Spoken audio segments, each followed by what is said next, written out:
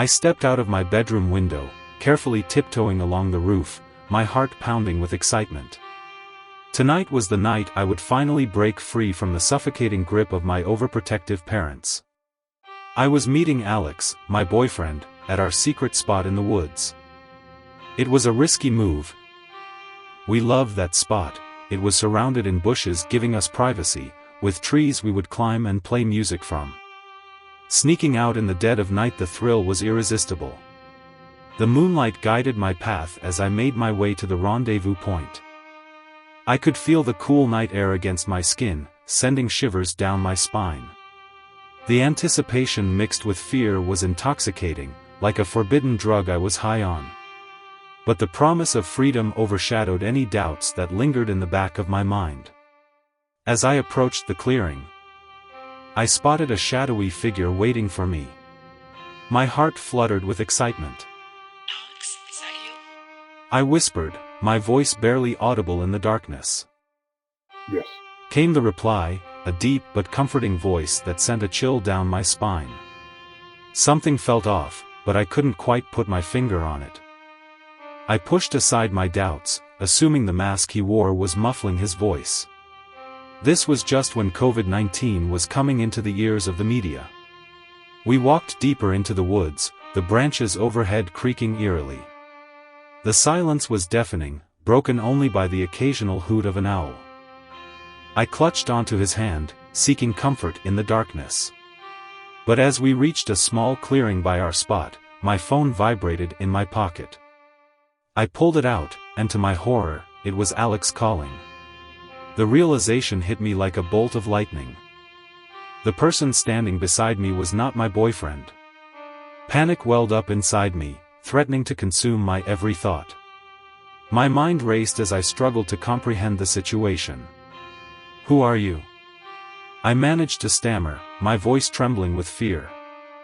The imposter stopped walking and turned to face me, his eyes glinting maliciously in the moonlight. As he took off the mask to reveal that he wasn't Alex, a sinister smile spread across his face, sending a wave of terror crashing through me. "Just a lost soul seeking company," he replied, his voice dripping with malevolence. I let go of his arm and stumbled backward, my heart pounding in my chest. For some reason there was a sharp burn on all of my skin. I had no idea why this was, but I brushed it off as shock pain. Adrenaline coursed through my veins as I turned and ran. Desperation pushing me through the thick underbrush. Twigs snapped beneath my feet, branches clawed at my skin, but I couldn't stop. Fear propelled me forward, my breath ragged, tears streaming down my face. Behind me, I could hear the sound of his footsteps. And a bone-chilling laughter growing louder with each passing second. He was gaining on me. Panic set in as I realized escape might be futile. But I refused to surrender to the terror that threatened to consume me. Finally, I burst out of the woods, gasping for breath. My legs gave way beneath me as I collapsed onto the pavement. I glanced back, but there was no sign of the imposter. He had vanished into the night, leaving only the echoes of his chilling laughter throughout the woods. Trembling, I reached for my phone and dialed 911. Tears streaming down my face. The operator's voice offered a glimmer of comfort, assuring me that help was on the way. About 20 minutes later I clutched onto that lifeline, desperately seeking solace in the knowledge that I was no longer alone. I wish that was where it ended. I gave Alex a call telling him the entire story.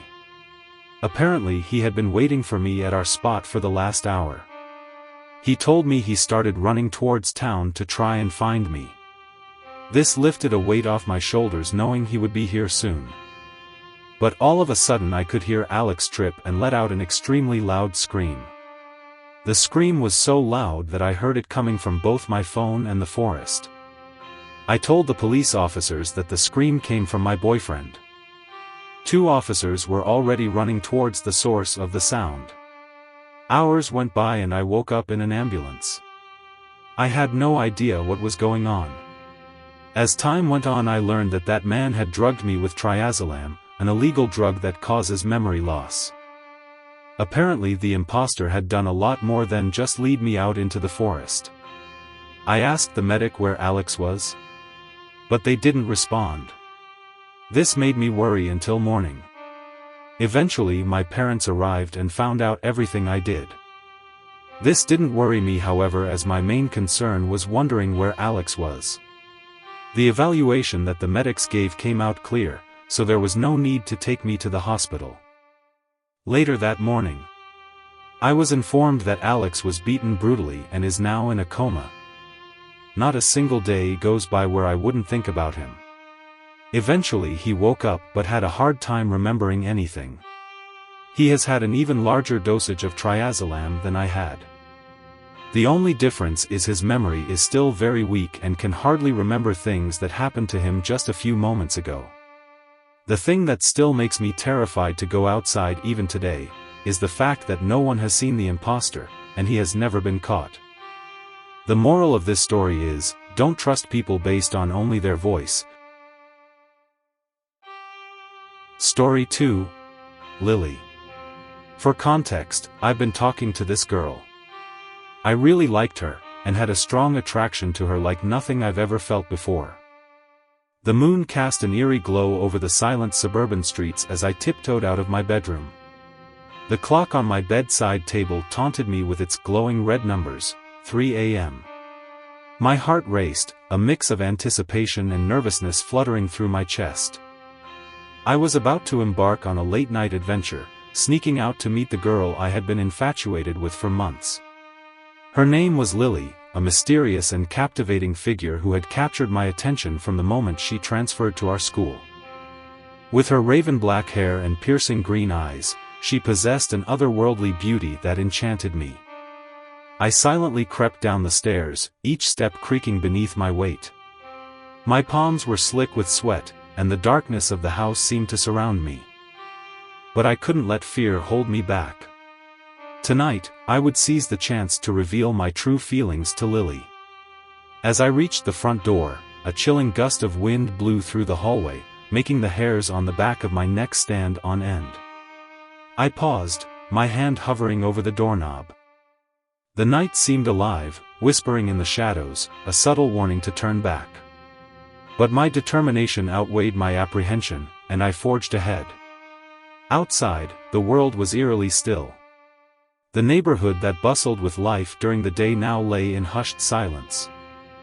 Street lamps flickered weakly, casting elongated shadows that danced menacingly along the pavement. I shivered, partly from the chill in the air and partly from a creeping unease that clawed at my senses. Walking through the deserted streets, I made my way towards the abandoned park. Our secret meeting place. The sound of my own footsteps echoed ominously, as if something were following me from the depths of the darkness. I quickened my pace, my heart pounding in my ears. When I arrived at the park, I saw Lily waiting on the swings. A ghostly silhouette against the moonlit sky. An unspeakably beautiful smile appeared on her lips as I approached, but her eyes held a hint of something more. Was it mischief? Or perhaps something more sinister? Either way, I was excited to be with her tonight. We sat on the swings, the creaking metal underscoring the tension between us. I bared my heart, confessing my feelings to her in a rush of nervous words. We have been hanging out for so long. I think it's time I tell you this. Lily listened intently, her eyes glinting with a mix of amusement and surprise. She leaned closer, her voice a mere whisper in the night.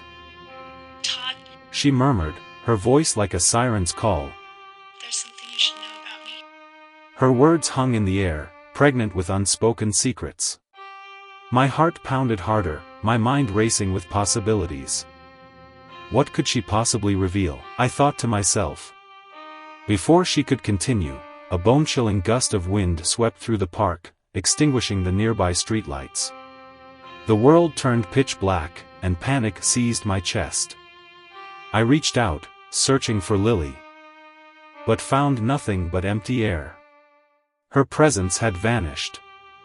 A haunting laughter echoed through the park, chilling me to the core, so many unexplainable things all happening at once.